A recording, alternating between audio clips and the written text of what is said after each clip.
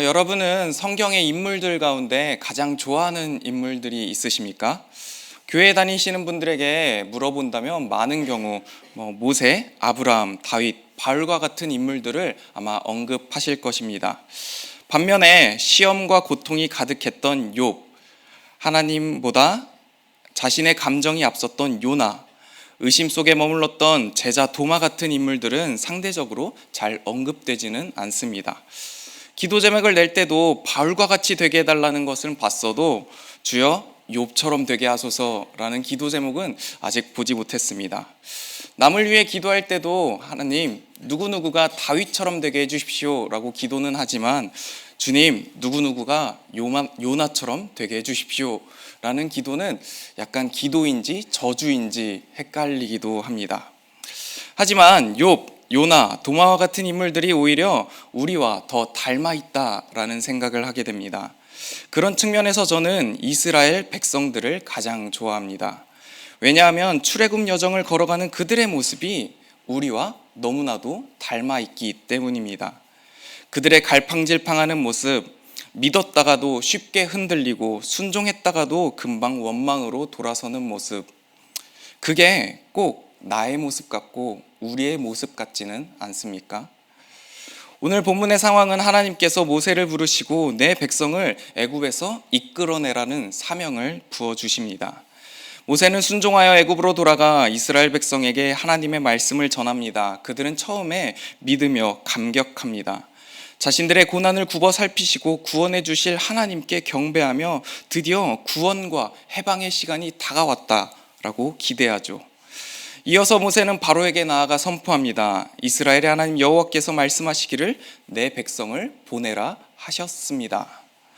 하지만 바로는 이 말을 듣고 전혀 움직이지 않습니다. 여호와가 누구길래 내가 그의 말을 듣겠느냐? 오히려 백성들이 게을러졌다고 책망하며 노역을 더 무겁게 합니다. 이제부터 집도 스스로 구하되 벽돌수는 이전과 동일하게 채우라는 명령도 떨어집니다.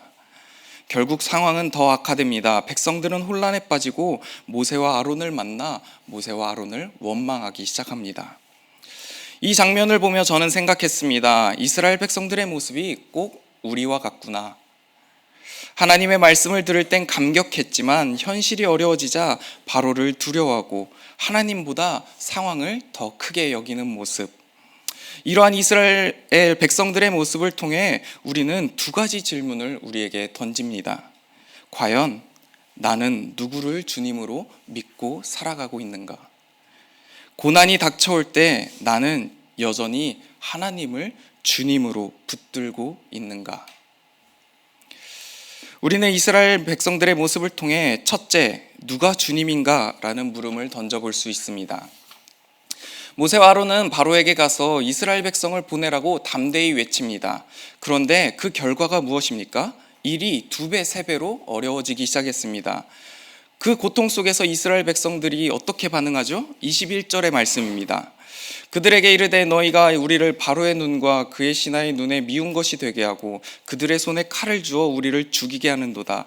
여호와는 너희를 살피시고 판단하시기를 원하노라. 한마디로 요약하면 이렇습니다. 너희 때문에 우리가 바로에게 찍혔다. 이제 우리는 더 힘들어졌고 이건 너희의 책임이다. 바로의 눈밖에 났으니 하나님이 너희에게 벌을 내리시기를 바란다. 표면적으로는 모세를 향한 비난이지만 그 깊은 속을 들여다보면 하나님을 향한 원망이 담겨 있습니다. 지금 이스라엘 백성에게 진짜 주님은 누구입니까? 지금 그들이 더 무서워하는 존재는 누구였습니까? 그들은 하나님의 말씀을 가지고 온 모세는 외면하고 바로의 눈치, 바로의 권세, 바로의 칼을 더 두려워하고 있습니다. 오늘 말씀의 전장인 4장 31절에서는 백성들은 자신들을 굽어 살피시는 여호와께 엎드려 경배합니다. 입으로는 여호와를 말하고 있지만 마음속 주인은 바로입니다. 여호와께서 자기들을 구원하신다고 말은 들었지만 현실에서는 바로가 자신들의 운명을 쥐고 있다고 느끼고 있습니다. 그래서 바로의 눈에 미운 것이 된 이 현실이 그토록 두렵고 하나님의 저주처럼 받아들이고 있는 모습입니다. 표면적으로는 여호와를 믿지만 실제 삶을 지배하는 건 바로였습니다. 이 장면은 단지 이스라엘 백성만의 옛날 이야기가 아닙니다. 오늘날 우리 삶에서도 비슷한 상황이 벌어지곤 합니다. 예전에 제가 어쩌다 등산을 하게 되었습니다. 산길을 오르다 보니 어느 절 근처를 지나가게 되었는데 마침 법회가 한창 진행 중에 있었습니다. 스님 한 분이 신자들이 써낸 기도문을 하나하나씩 낭독하고 계셨고 그 소리는 마이크와 스피커를 통해 온 산에 크게 울려 퍼졌습니다. 그리고 이어지는 몇 가지의 기도문들이 제 귀를 사로잡았습니다. 우리 아들 삼성 면접 잘 보게 하시고 합격하게 하소서. 또 이런 기도 제목도 있었습니다. 청약 넣은 아파트 꼭 당첨되게 하소서. 기도 제목 하나하나가 굉장히 현실적이고 구체적이었습니다. 저는 그 기도 제목들을 들으며 마음 한편에 이런 생각이 들었습니다. 이분들에게 주님은 누구일까? 그들이 믿는 신은 그저 내가 바라는 바를 이루어 주시는 분, 인생을 잘 풀리게 도와주는 분 정도로 여겨지고 있는 것은 아닐까? 곧 이어서 이런 질문이 또 들었습니다. 나는 다를까? 하나님을 내 삶의 주인으로 모신다고 하면서도 사실은 그분을 내 성공의 조력자쯤으로 여기고 있지는 않은가? 우리도 때로는 하나님만을 주님이라고 입술로 고백하지만 때때로 마음속으로 하나님을 문제 해결 전문가 정도로 여기고 있지는 않습니까? 내가 원하는 것을 들어주시는 분, 내가 기대한 방식대로 응답하시는 분이 아니면 실망하는 그런 존재로 말입니다. 이스라엘 백성들도 같았습니다. 겉으로는 여호와를 믿는다 하면서 실제로는 바로가 더 두려운 존재였고 그들의 마음속 주인은 하나님이 아니라 바로였습니다. 하나님은 단지 바로에게 찍히지 않게 도와주시는 신, 바로라는 권세 앞에서 상황을 좋게 만들어주시는 신으로 여겨졌던 것입니다. 우리의 현실에도 바로와 같이 다른 주님이 우리에게 실질적인 영향을 미치고 있는 현실을 살아가고 있습니다. 정작 내 삶을 좌지우지하는 건 돈일 수도 있고 세상적인 성공일 수도 있고 남의 평가일 수도 있습니다. 때론 나 자신이, 내 자녀들이 우리의 또 다른 주님일 수도 있습니다. 내가 가장 신경 쓰는 그 대상이, 내게 결정을 내릴 때 가장 영향을 주는 그 목소리가 어쩌면 내 마음의 실제 주님이실지도 모릅니다. 그리고 어느새 하나님은 나의 또 다른 주님을 풍요롭게 해주는 분으로 전락해버리지는 않았습니까?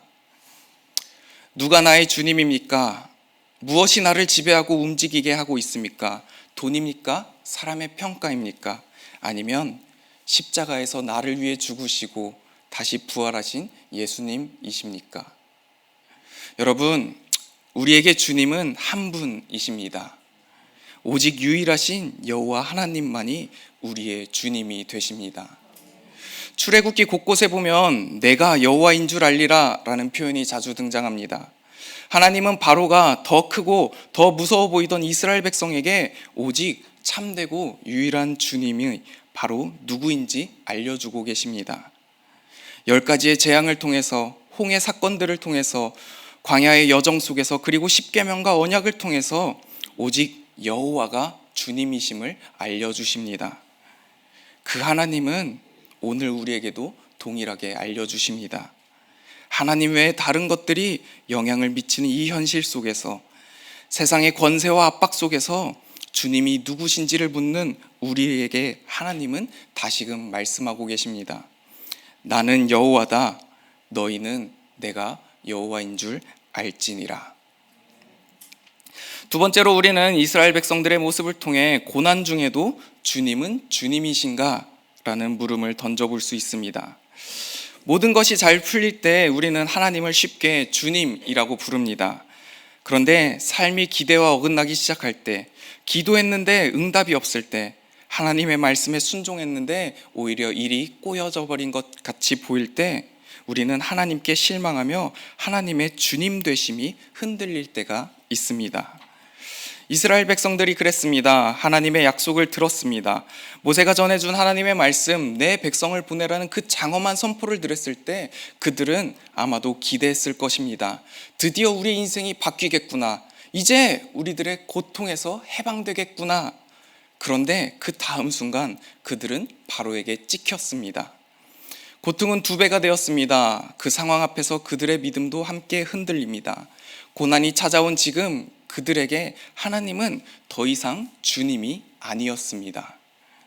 이때뿐이 아닙니다. 이스라엘 백성들은 광야에서 어려움이 찾아올 때면 애굽으로 다시 돌아가고자 했으며 금송아지를 만들어 다른 주님을 만들어내기도 합니다.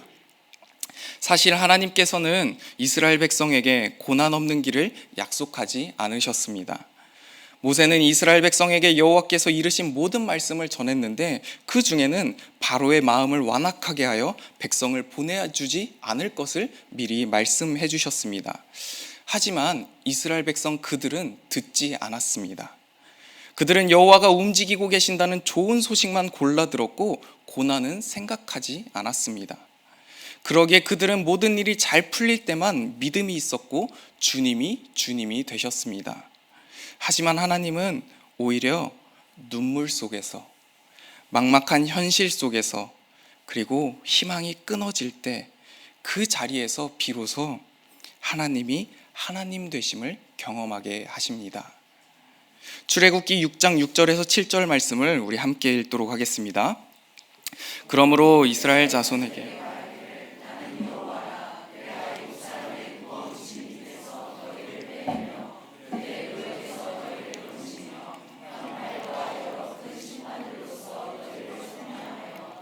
너희를 내 백성으로 삼고 나는 너희의 하나님이 되리니 나는 애굽 사람의 무거운 짐 밑에서 너희를 빼낸 너희의 하나님 여호와인 줄 알지니라. 아멘. 이 말씀은 고난의 상황 한복판에서 하나님이 누구이신지를 알려주시겠다는 하나님의 약속입니다. 예수님께서도 자신을 따르는 길은, 자신을 주님이라 고백하는 길은 좁은 길이라고, 또 자기를 부인하고 자기 십자가를 지는 고난의 길이라고 말씀하십니다. 고난 앞에서 사람들은 믿음을 유지하기보다 현실을 선택하려고 합니다. 하지만 하나님은 고난 속에서도 여전히 주님이십니다. 우리의 처한 상황에 따라 바뀌지 않고 어제나 오늘이나 영원토록 동일하신 주님이십니다. 오히려 하나님은 그 고통 속에서 우리를 다스리는 분이시며 우리를 이끄시는 주권자이십니다. 믿음은 바로 그 자리에서 고난 중에도 주님은 주님이십니다 라고 고백하는 데서 자라납니다. 우리들의 진짜 믿음은 어떤 상황 속에서도 하나님을 여전히 주님으로 인정하고 따르는 것입니다. 사랑하는 여러분, 오늘 우리는 출애굽기 이스라엘 백성들의 모습을 보며 우리에게 묻습니다. 누가 내 삶의 주님인가? 고난이 와도 현실이 막막해도 나는 여전히 주님을 주님으로 고백할 수 있는가? 지금 내 삶의 자리에 주님은 어디에 계십니까? 예수님께서 하루는 가이사랴 빌립보라는 지역에 들어가십니다. 가이사랴 빌립보는 풍요로운 땅으로서 헤롯 대왕의 4번째 아들 헤롯 빌립이 자신의 수도로 삼고 향락과 쾌락의 추구를 목적으로 하는 도시로 만들기 시작했습니다. 그래서 가이사랴 빌립보에는 그 당시 널리 알려진 4개의 신전이 있었습니다. 사람들이 주라고 고백하던 로마 황제 아우구스투스를 위한 신전, 재물과 축복을 가져다 준다는 풍요의 신 판 신전의 제단, 당시 살아있는 하나님이다 라고 여겨지던 제우스 신전, 인간의 생사화복을 주관하며 우리의 인생에 행복을 가져다 준다고 믿었던 네메시스 신전, 이 4개의 신전 앞에서 그 당시 사람들은 재물을 축적하고 어떻게 하면 내가 더 잘 살아갈 수 있을 것인지, 어떻게 하면 내가 더 쾌락을 추구하며 더 행복하게 살아갈 수 있을 것인지를 그 부분에만 관심을 두고 살아가고 있었습니다. 그곳에서 예수님은 제자들에게 이와 같이 물어보십니다. 너희는 나를 누구라 하느냐? 저 밖의 사람들은 다른 것을 주님이라 고백하고 있지만 너희는 나를 누구라 하느냐? 이 질문에 베드로는 다음과 같이 고백합니다. 주는 그리스도시요 살아계신 하나님의 아들이시니이다. 어떻게 하면 더 행복하게 살 수 있을까? 어떻게 하면 더 쾌락을 느낄 수 있을까? 어떻게 하면 더 잘 먹고 잘 살 것인지 이 부분에만 관심을 기울이던 사람들 앞에서 베드로는 이와 같은 고백을 하는 것입니다. 로마 황제가 주가 아니라 예수님, 당신이 주님이십니다. 살아계신 하나님은 제우스 신이 아니라 살아계신 하나님의 아들 당신이십니다. 재물의 풍요를 갖다 주고 우리의 생사화복과 행복을 가져다 주는 신은 판신이나 네메시스 신이 아니라 바로 당신 하나님이십니다. 이 고백이 우리들의 고백이 되기를 간절히 소망합니다. 더 나아가 우리의 삶이 하나님을 주님으로 드러내는 삶을 살아가기를 소망합니다. 하나님은 자신의 백성을 단지 구원하시기 위해 택하신 것이 아닙니다. 그들을 통해 하나님이 주님 되심을 세상에 드러내기 위해 부르셨습니다. 출애굽기 9장 16절의 말씀입니다. 내가 너를 세웠음은 나의 능력을 내게 보이고 내 이름이 온 천하에 전파되게 하려 하였음이니라. 아멘. 이스라엘은 하나님의 주 되심을 보여주는 살아있는 강증 공동체였습니다. 그리고 이제 오늘 그 사명을 우리에게 맡기셨습니다. 베드로전서 2장 9절의 말씀입니다.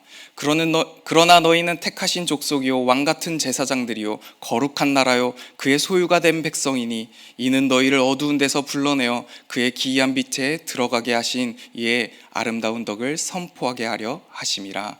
아멘. 우리는 주가 주 되심을 드러내는 백성으로 부름받았습니다. 직장에서, 가정에서, 삶의 자리에서, 고난과 역경 중에도, 절망적인 상황 중에도 주님이 여전히 주님 되심을 삶으로 선포하고 보여주는 사람들이 되어야 합니다. 마커스 워십의 찬양 중 주가 주 되심을 이라는 찬양이 있습니다. 찬양의 고백이 이렇습니다. 완악한 세상에서 믿음을 지키는 자로 선하신 주 의지하여 살게 하소서. 거룩한 백성으로 구별된 주의 자녀로 주 이름만 따르게 하소서. 나의 하나님 그는 여호와 유일하신 이름 그 위대하심 찬양해. 세상 속에서 구별된 자로 주가 주 되심을 나 선포하리라. 여러분, 이 찬양의 가사의 고백이 오늘 우리의 결단과 고백이 되기를 간절히 소망합니다. 우리 이런 삶으로 하나님이 하나님 되심을 드러내는 거룩한 백성으로 살아갑시다.